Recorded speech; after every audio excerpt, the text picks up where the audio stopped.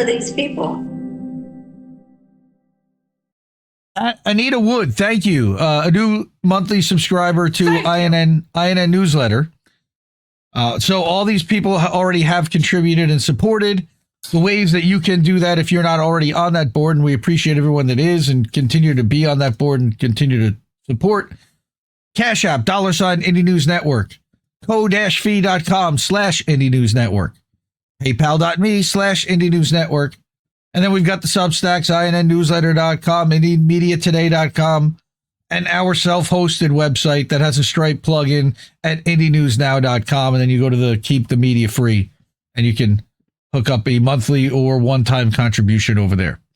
I said I had an article from CJ Hopkins, Indie Media Award honoree. I am a monthly paid subscriber to CJ Hopkins Substack. I do support the independent media that I want to see. I don't just say that. I do fund the media I want to see. And even when I disagree with CJ, I think that he has. You know what you don't do? You don't share your screen with me when I asked earlier. Did you share? Did you ask? I don't think that you did ask. I think that's a lie, sir. Yep. I totally did. Well, I tried to help you out. I just wasn't listening. 9:59 and 30 seconds. Yep. I wasn't listening. Restart. So CJ just started by wanting to point out that all of this is a much larger plan that has been in play for a long time, and not to get bogged down by the minute-to-minute, play-by-play, day-to-day happenings, because we already kind of have a good idea of how this is, what they plan to do and how they want it to play out. So again, cjhopkins.substack.com, he starts, and so the global capitalist empire's destabilization and restructuring of the Middle East continues. Now, what's really funny is, look at the date that this started. Now, Iran got attacked by the United States on June 21st. This was 5 days ago, or 6 days ago. This was after Israel first attacked Iran unprovoked. All right. So This was even before the U.S. So he's already laying out what's going to happen 6 days ago. Okay. So the destabilization and restructuring plan of the Middle East continues. Yes, I'm referring to Israel's preemptive attack, quote unquote, on the Islamic Republic of Iran, or World War III, or whatever the establishment media and social media influencers are trying to get you to call it at the moment. CJ is a world famous curmudgeon, and I adore him for that. You'll forgive me if I don't engage with either the official Israel is defending itself from the nuclear weapon that Iran has been days away from developing for the last 25 years narrative, or the unofficial, the evil Zionists who control the U.S. government, they do, are trying to draw Trump into a war for Israel narrative. Because that's also not true. It was already laid out that he was going to go into war for Israel. The global capitalist empire, not America or Israel, has been destabilizing and restructuring the greater Middle East since the end of the Cold War. It's going to continue to do that until every nation in the region is playing ball with the empire. And they're almost there. America is not the empire, though some would disagree with that statement. The Zionists do not control the world. Really. The USA and Israel are components of the global capitalist empire. And we've talked about GloboCap in the past from his works, but it's been a while. Israel is the empire's Middle East headquarters. The U.S. military-industrial complex and its international partners are the empire's muscle. The empire is conducting a global clear and hold op, neutralizing internal resistance, restructuring, quote unquote, the territory it conquered and now occupies. Pretty damn accurate. This is what's happening in the Middle East, in Gaza, in Iran, in Israel, in Lebanon and Syria, which he doesn't say. Look at a map. Note which countries are playing ball with the global capitalist empire, Syria. Note which ones aren't playing ball, like Yemen. Note which ones have already been restructured, like Syria and Turkey and Qatar and Oman, etc., etc. All right. This is actually comes out of the Council of Foreign Relations, which is hilarious that he pulled this map from the CFR. But what this says is that as of October 2024, the U.S. had about 40,000 service members in the Middle East. Who's attacking us there again? What? Okay. These are the locations of U.S. bases and sites based on unclassified sources and don't include all bases and sites in the region. And all of these dots represent a U.S. base in the Middle East. What? God, these people, wait, why would they put their countries near our bases like that? It's funny how that works. It's the meme come to life. Djibouti. Or don't do that. Switch off your mind and consume whatever cartoonish narratives the corporate media and influencers are peddling to you. The evil Iranians and their nuclear weapons that don't exist. The evil Zionists that control the world. Netanyahu duped Trump. Trump tricked MAGA. The Rothschilds, the deep state, the Jewish supremacists, the return of the neocons who never left, World War III. The global capitalist. Not to minimize Go ahead. the fucking Jewish supremacists and Zionists that do control quite a bit, CJ. Just saying. Yes. They have their hands in a lot of pies. A lot of them economic, I will grant you, but he's saying they're all narratives. Basically, and we're going to get to what he says, is that the global capitalist empire would prefer that you focus on one of these narratives. And it doesn't matter which, it doesn't matter to the empire which narrative you consume. That is the killer to the whole thing. They've got one for everybody. They're going to serve it up. The empire doesn't care whether you're a liberal or conservative. It couldn't possibly care less who you voted for if you did or not. It doesn't care whether you're a multi-gendered pronoun-using anti-Trump progressive or an Elon-loving MAGA conservative. It doesn't care whether you're a Waymo-burning Mexican flag-flying illegal immigrant or a race-baiting crypto-fascist creep.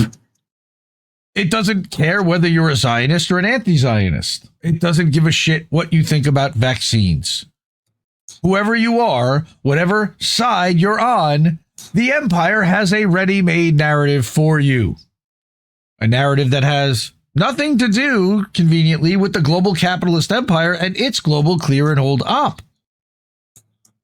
I disagree with that a little bit because certainly talking about Zionism and, you know, the Zionist control of our government and the money and influence that they push in there to control that agenda certainly is more than just a ready-made narrative. They give a shit if you talk about it. That's a real thing. They don't want you to talk about that. And that's one big advantage that the global capitalist empire has over earlier totalitarian systems. Unlike the communists and the National Socialists, global capitalism has no ideology, so it can morph into anything it needs to morph into, including any potential opposition to it. And I thought that was also interesting. Well, I the first half of it, yes. The communists are nothing like the National Socialists. Well, okay. What do you mean? Like he's just saying it can be whatever we want it to be. It can save us too. No, like bullshit. It's never done that ever. It morphs into anything it needs to undermine the system. That's, I think, what he means. Yeah, but it's not going to undermine it.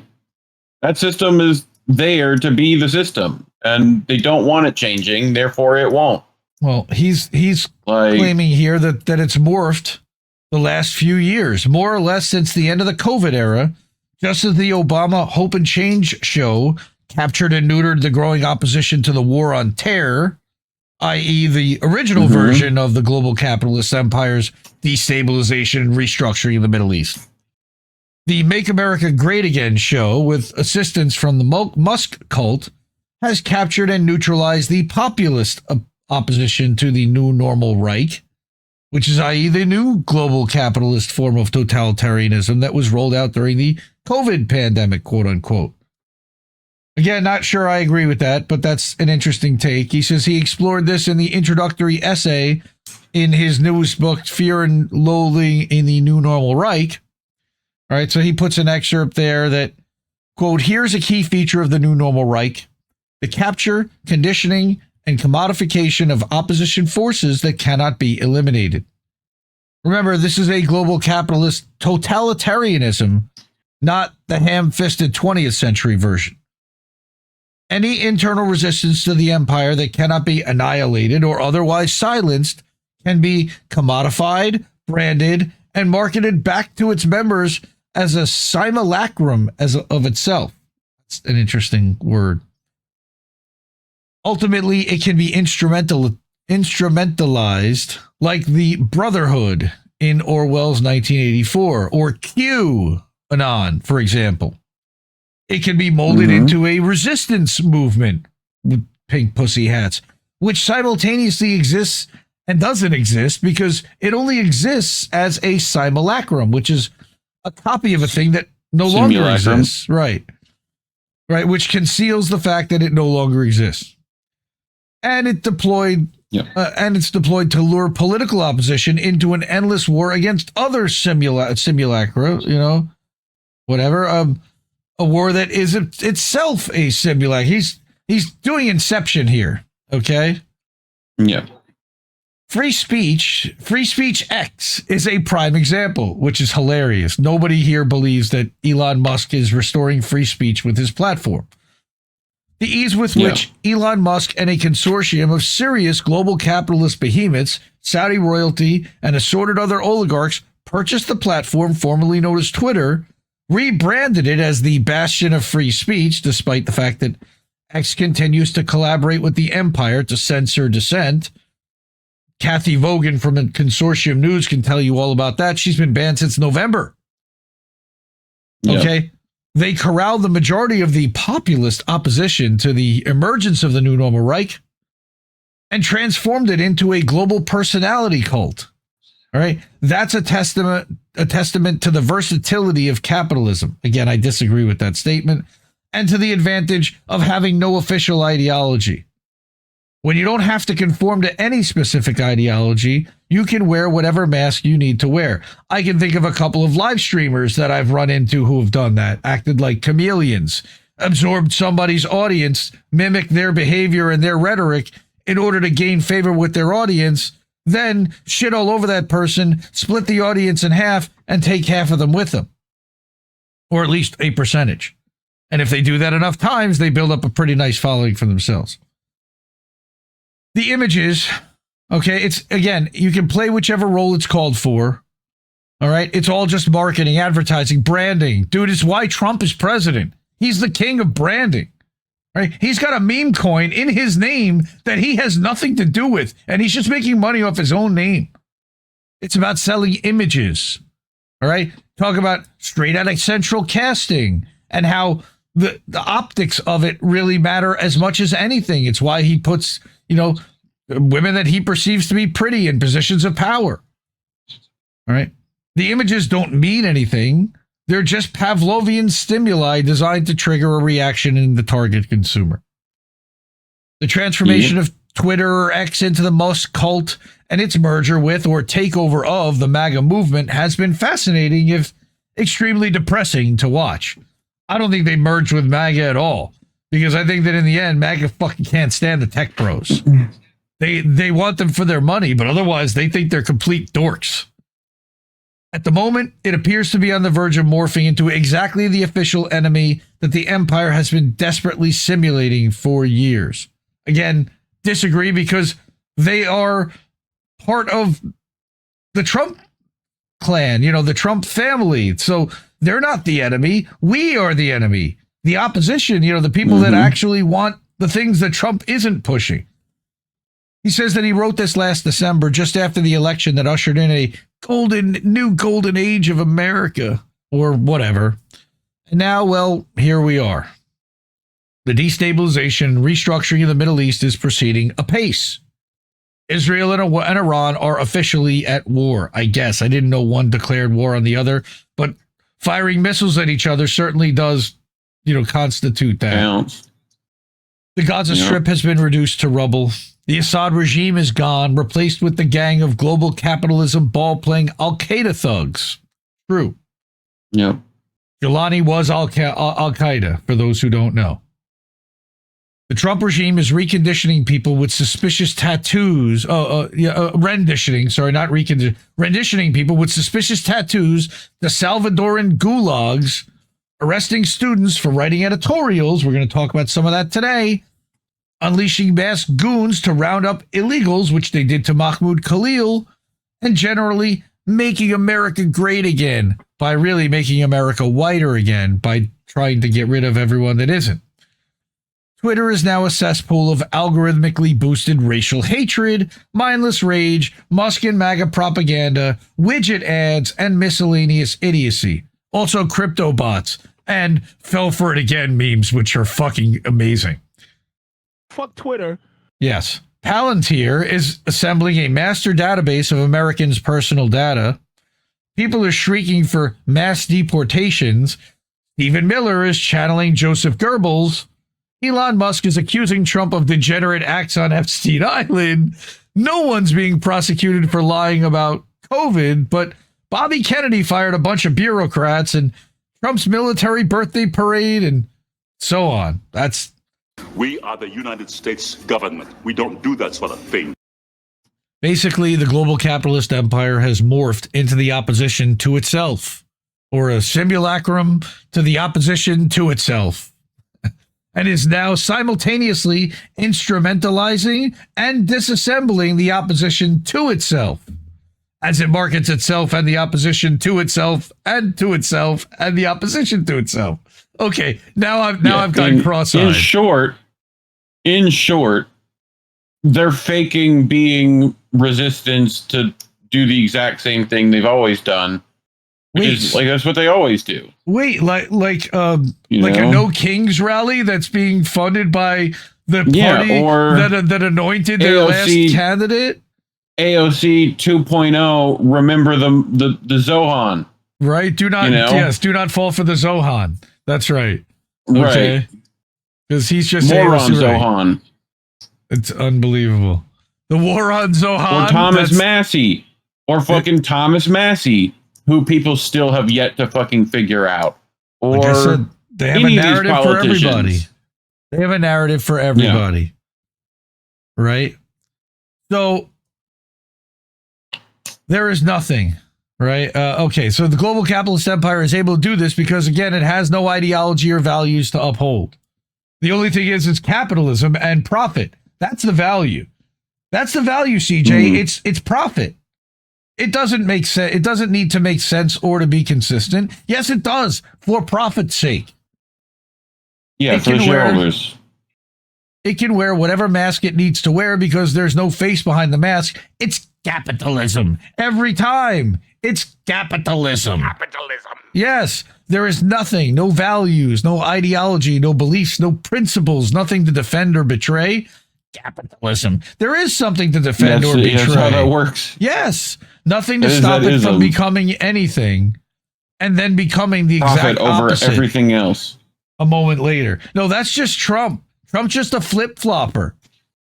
Right? They're all just flippy-floppy. Every single one of them. Tulsi Gabbard, flip-flop. No Ferengi without profit. It's no Ferengi at all. Sorry, I went all philosophical there. No, you went all cross-eyed there. You sent me cross-eyed. And probably bored a lot of my readers to death. Well, not totally, but almost. Forget about the global capitalist empire and the nothing behind the masks and all that. I'm pretty sure I'm overthinking this stuff, and it really is just the Jews own everything, and the Muslims hate us for our freedom, and that we're being replaced by illegal Mexicans, or Trump is Hitler, or Saddam has weapons of mass destruction, or I don't know. I'm sure there's a corporate media pundit or dissident podcaster who can explain what's really happening and tell us who we're supposed to root for. Like us, yeah, we're the dissident podcasters saying, don't root for those assholes. Tell you to root for, right? That's right. So here's the Fear and Loathing in the New Normal Reich and his other book, Zone 23, cjhopkins.substack.com.